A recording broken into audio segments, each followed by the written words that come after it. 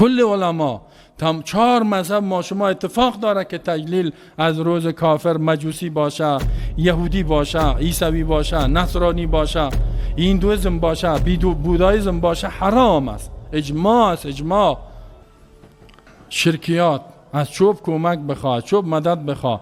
الله در قرآن میگه و من اضل ممن یدعو من دون الله، کیست کلان گمراه تر از او کسی که فریاد میکنه، دعا میخواه، مدد میخواه بغیر از الله. از این کدب میگه گمراه نیست.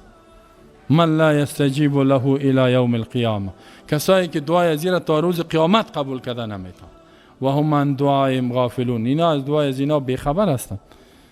چقدر مردم ما و شما خدا به دیوانگی و جهالت میزنه.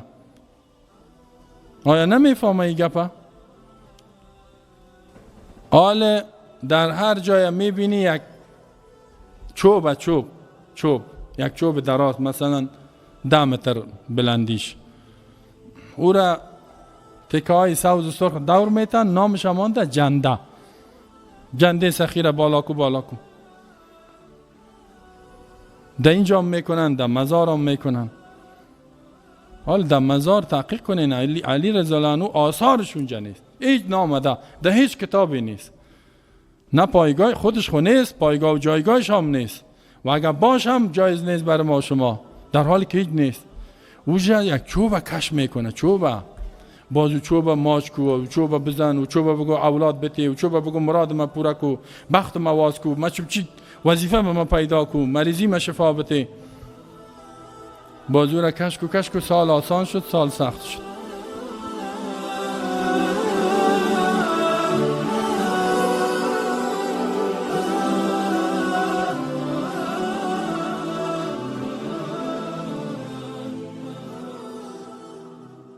این الله لا یغفر و یشرک به، الله شرک نمی بخشه تا که توبه نکنی، صحیح کلمه نخوانی، صحیح مؤمن نشی، غیر از الله دیگه کس حاجت روا نگویی. این الشرک لظلم عظیم، شرک بزرگترین ظلم و جنایت است.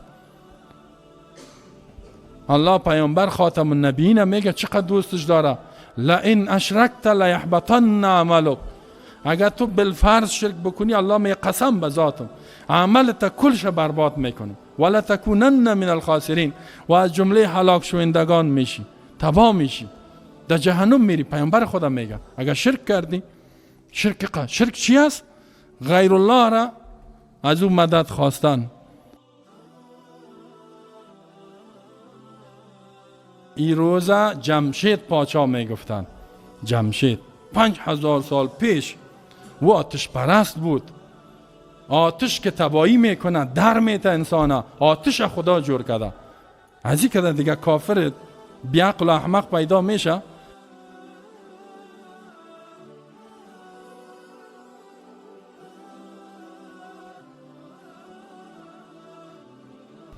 در کجای اسلام است؟ از الله بترسیم. پیامبر صلی در نمازهای جمعه همیشه این آیت میخواند که یا ایها الذین آمنوا اتقوا الله، ای مؤمنین از الله بترسین، گناه و نافرمانی نکنین.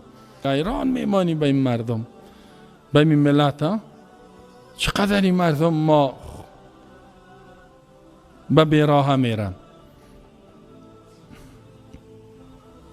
کی برشان حق بگوید؟ همین روز واقعا اکثریت مطلق علما میگه پا میزن. در کل افغانستان میگن به خاطر که اینجا میشه، بعضی کشورهای دیگه هم که این روز تجلیل کنن و کدام جنده و ایره بالا کنن همونجا میگن.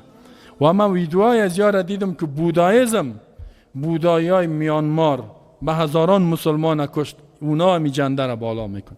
همی چوبه و عقیده داشتن، دشمن مسلمان، دشمن انسانیت. دوستای عزیز، این روز تونست یکم تا میگه روز خوشیست، وید نمیمانی در باغا و درختا بریم. حالا کی گفته تو را در باغ و درخت نرو؟ برو در باغا و درختا. حالا هنوز خود سرسبزی نیست، سرسبزی خود پسند میشه. روز طبیعت هست. حالا روز طبیعت ای چوب و ای چیز که بالا میکنی را. و ای روزه که باید دیگر میگی تبریکی نه، ای را کی برات گفته؟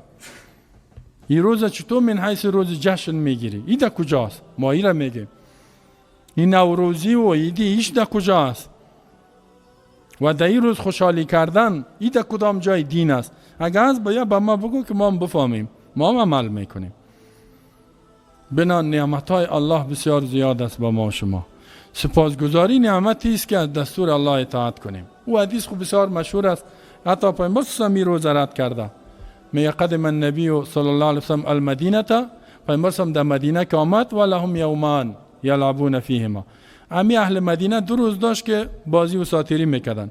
در اون وقت 2 امپراتوری بود، فارس روم. فارسی ها سر عرب فرهنگشان رسیده بود، آتش پرستای فارس، کسرایی ها 2 روز او تجلیل میکردن. کل مفسرین میگه که امی روز در عربی نیوروز، در فارسی نوروز، روز نو. و دیگه مهرجان اول میزانه. فقال پیامبر گفت ما هذان الیومان، این کدام روز است؟ در کجای دین است؟ قالوا كنا نلعب فيهما في الجاهلیه. گفت این روزی که در جاهلیت ما این را تجلیل میکردیم، حالا هم فکر میکنیم که شاید همین جایز باشه. پیامبر هم مانیشان شد، گفت ان الله قد ابدلکم بهما خیرا منهما. الله تبدیل کرد در بدل این 2 روز بهتر 2 روز دیگر، یوم الاضحى و یوم الفطر، روز عید قربان و روز عید رمضان که دو عبادت الله است، اطاعت هم است. باز گفت الا ان لكل قوم عید، هر قوم، هر دین، هر مسلک یک روز خوشحالی داره و هذا عیدنا، عید ما اینی است. نه بند کرد دیگه، پیامبر بند کرده.